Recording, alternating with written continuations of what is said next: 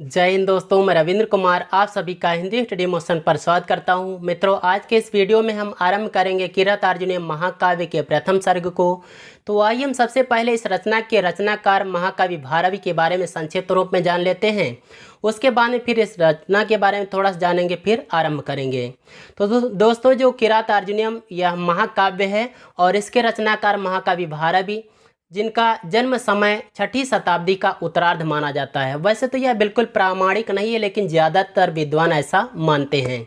इनके बारे में परीक्षा में पूछ लेता है ये कहाँ के ब्राह्मण थे। तो दोस्तों, ये दाक्षिणात्य ब्राह्मण थे और इनके आश्रयदाता पुलकेश इनके भाई थे। इनके गांव का नाम अचलपुर और माता का नाम सुशीला, पिता श्रीधर। इनको आतपत्र की उपाधि मिली थी। और प्रसिद्धि के बारे में बात करें तो भारवेरर्थ गौरवम, यानी भारव जी जो हैं ये अपने अर्थ गौरव के लिए प्रसिद्ध हैं। जैसे हिंदी भाषा में कविवर बिहारी गागर में सागर भरने के लिए प्रसिद्ध हैं। तो इस प्रकार से आपने इनके बारे में संक्षिप्त रूप में जाना। अब आइए हम इस रचना के बारे में यानी किरातार्जुनीयम के बारे में जान लेते हैं। तो ये जो किरातार्जुनीयम महाकाव्य है यह बृहत्त्रयी के अंतर्गत आता है। बृहत्त्रयी और लघुत्रयी को अगर ट्रिक से याद करना चाहें तो याद कर लें किशन कुमेर। किशन मतलब किरातार्जुनीयम और शिशुपालवधम नैषधि चरितम, ये हो जाते हैं बृहत्त्रयी। कुमेर मतलब कुमार संभवम मेघदूतम और रघुवंशम, ये हो जाते हैं लघुत्रयी। दोस्तों, ये जो किरातार्जुनीयम महाकाव्य है इसका आधार ग्रंथ महाभारत का वन पर्व है और शिव पुराण को भी इसका आधार ग्रंथ यानी इसका उपजीव्य ग्रंथ माना जाता है। किरातार्जुनीयम महाकाव्य में कुल 18 सर्ग हैं और इसका प्रधान रस वीर रस है, क्योंकि इसमें किरात वेशधारी शिवजी और अर्जुन के बीच युद्ध का वर्णन किया गया है। ये जो किरातार्जुनीयम महाकाव्य है इसका आरंभ श्रिय यानी श्री शब्द से होता है और इसके हर एक सर्ग के अंतिम श्लोक में शुभ शब्द, मंगलार्थक शब्द लक्ष्मी का प्रयोग जरूर किया गया है। तो ये तो हो गई मूल जानकारी इस पूरे महाकाव्य के बारे में। अगर हम संक्षिप्त रूप में अगर एक पॉइंट और भी छूट रहा है कि ये जो महाकाव्य है इसमें कुल मिलाकर 12 प्रकार के छंदों का प्रयोग किया गया है। और अब आइए हम प्रथम सर्ग के बारे में बात कर लेते हैं, क्योंकि परीक्षा में पूछ लेता है इस प्रथम सर्ग में कितने श्लोक हैं। तो दोस्तों, किरातार्जुनीयम महाकाव्य के प्रथम सर्ग में कुल 46 श्लोक हैं, जो कि 44 तक वंशज छंद में, 45वां पुष्पिताग्रा और 46वां मालिनी छंद में लिखा गया है।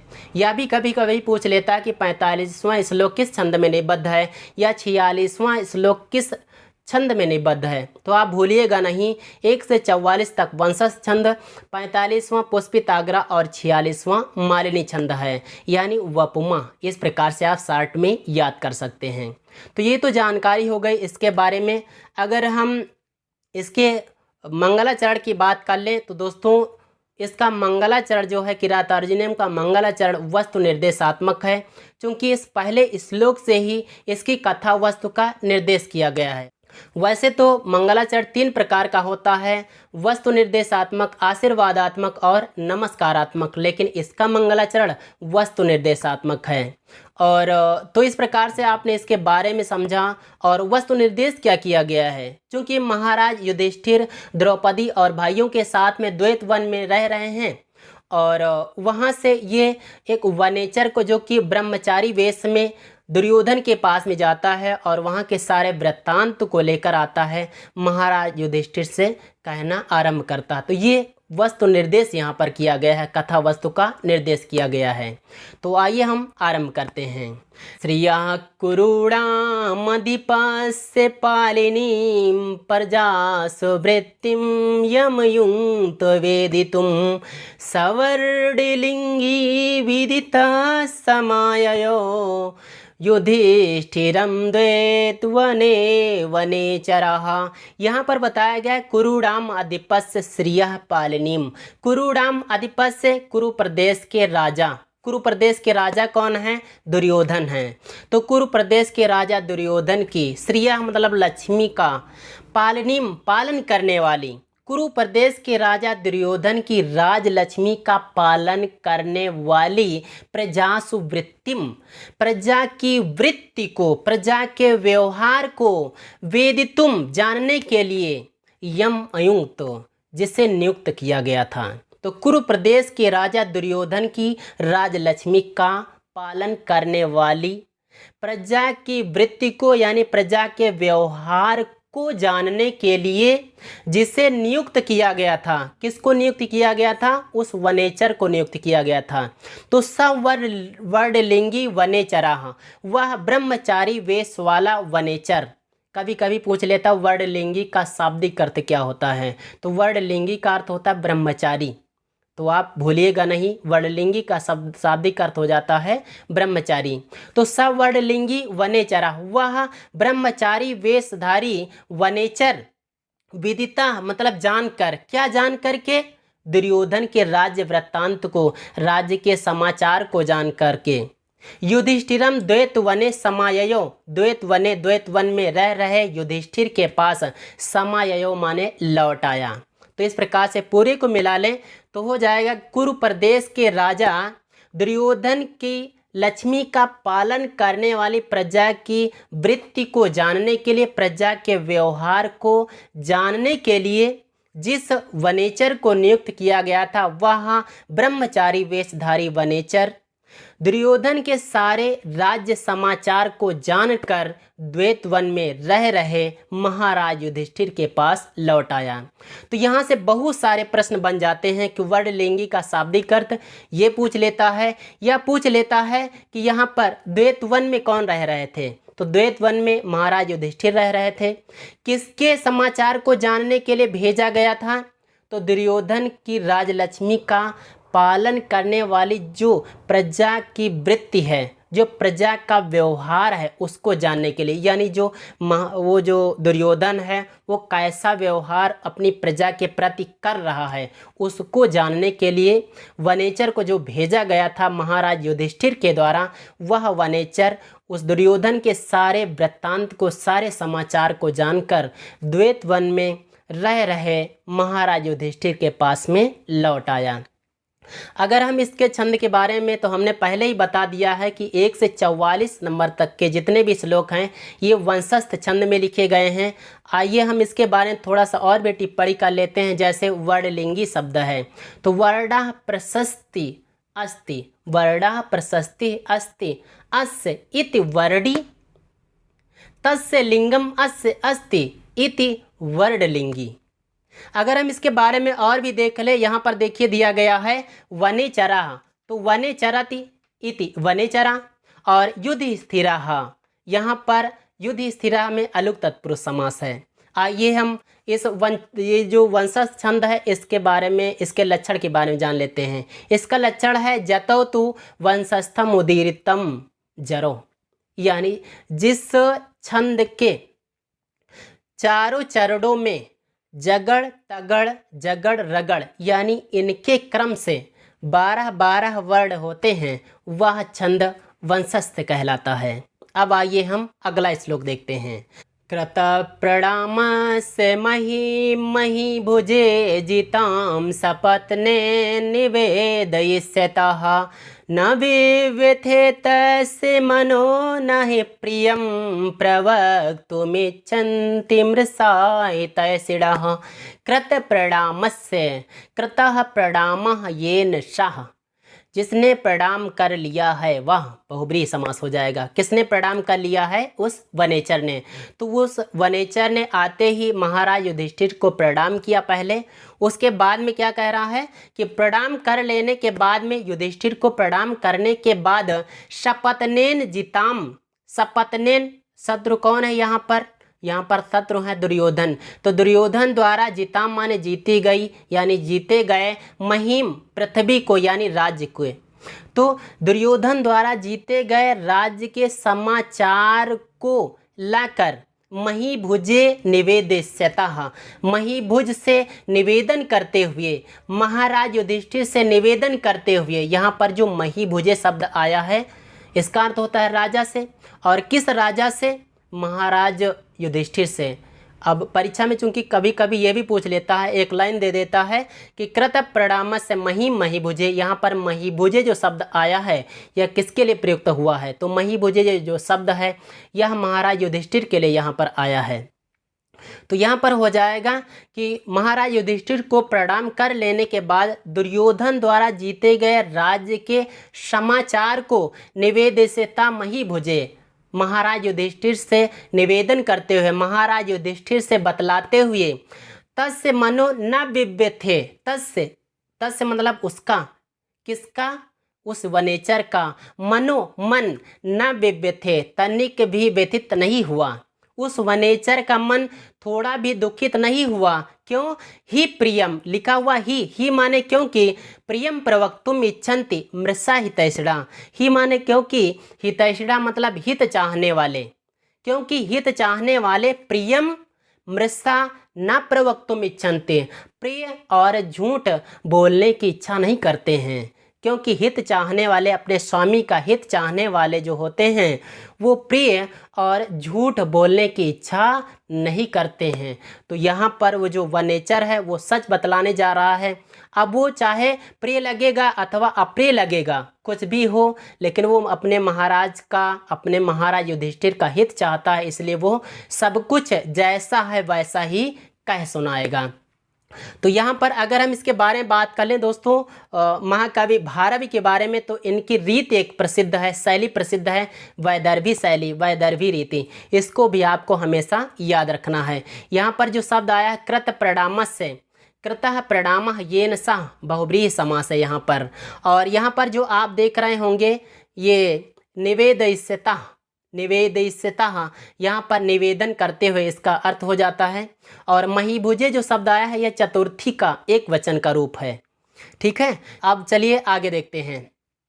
द्विषां विघाताय विधातुमिच्छतो रहस्यनुज्ञामधिगं भूभृतः ससौष्ठवोदार्य विशेषशालिनीं विनेशितार्थामिति वाचमाददे।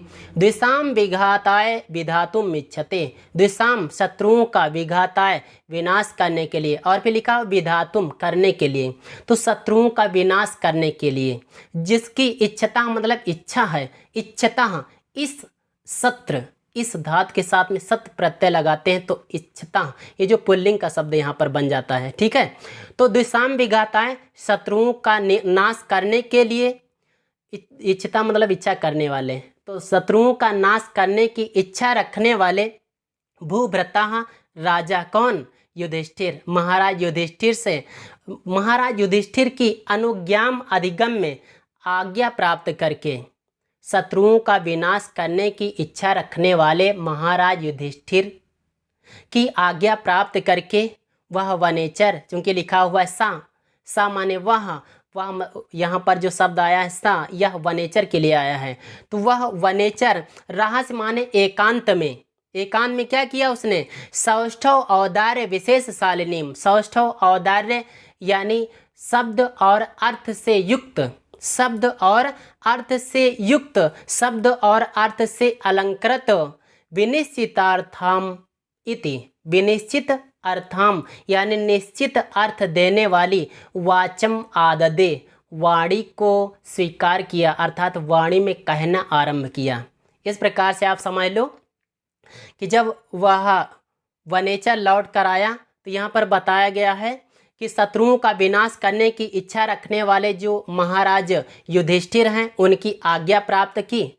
उसके बाद में फिर उन्हें एकांत में वह वनेचर शब्द और अर्थ से अलंकृत, निश्चित अर्थ देने वाली वाणी में वो कहना आरंभ किया। उसने क्या कहना आरंभ किया है आगे देखा जाएगा। क्रियासु युक्त नृपचार चक्षुषो न वंचनीया प्रभवो न जीविभिः अतोर्हसिच्छन्तुमसाधु साधुवा हितं मनोहारि च दुर्लभं वचः। वह वनेचर महाराज युधिष्ठिर से कहने लगा कि क्रियासु युक्त नृप, नृप मतलब हे राजन, हे राजन क्रियास युक्त है, करड़ी कार्यों में नियुक्त किए गए अनजीवी, अनजीवियों के द्वारा अर्थात सेवकों के द्वारा। तो हे राजन करड़ी कार्यों में नियुक्त किए गए सेवकों के द्वारा चार चक्षुषो, गुप्तचर रूपी नेत्रों वाले, चार चक्षुष कहा जाता है। राजा को, स्वामी को चार चक्षुष कहा जाता है, क्योंकि जितने भी समाचार जानने होते हैं अपने राज्य के बारे में, दूसरे राज्य के बारे में, तो राजा यानी वो स्वामी क्या करता है, किसी गुप्तचर को नियुक्त कर देता है और भेज देता है, आप जाकर देखिए राज्य में कैसा समाचार है। वो गुप्तचर गुप्त रूप में जाता है, वेश बदल कर जाता है और जैसा भी समाचार होता है वैसा ही यथास्थिति लेकर आता है। अगर ये काम राजा खुद ही करने निकल बैठे तो सही में जानकारी नहीं जुटा पाएगा। इसलिए जो राजा के द्वारा, जो स्वामी के द्वारा गुप्तचर को नियुक्त किया जाता है, इसी बात के कारण स्वामी को गुप्तचर रूपी नेत्रों वाला अर्थात चार चक्षुष कहा जाता है। यहाँ पर जो चार चक्षुष शब्द आया है यह युधिष्ठिर के लिए प्रयुक्त हुआ है, तो इसको भी याद रखिएगा, क्योंकि परीक्षा में पूछ लेता है कि ये जो चार चक्षुष यहाँ पर शब्द आया है यह किसके लिए प्रयुक्त हुआ है, तो यह युधिष्ठिर के लिए प्रयुक्त हुआ है। चलिए आगे अर्थ देखिए इसका। यहाँ पर ये जो वनेचर है कह रहा है कि हे राजन, कार्यों में नियुक्त किए गए अर्थात करड़ी कार्यों में नियुक्त किए गए सेवकों के द्वारा गुप्तचर रूपी नेत्रों वाले प्रभव मतलब स्वामी को न वंचनीय, नहीं ठगना चाहिए।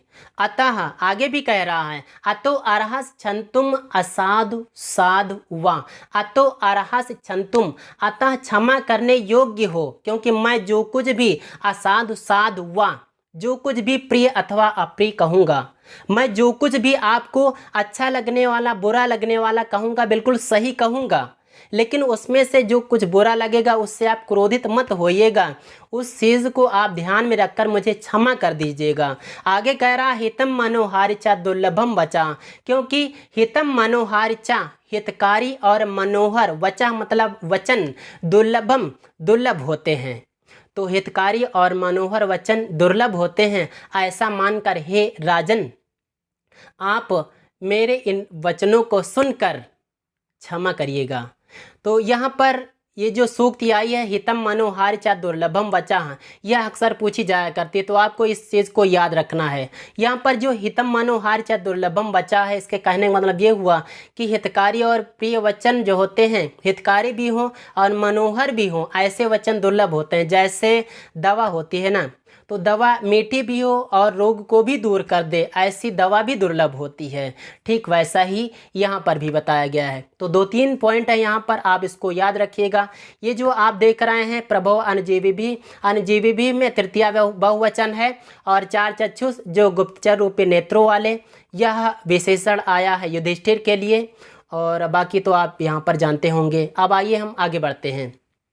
सकिन सखा साधुना शास्त्रियो दीपम हितान्नया संसृते सकिं प्रभु सदानुकूलेषु हि कुर्वते रतिं निरपेक्षमातेषु च सर्वसंपदः।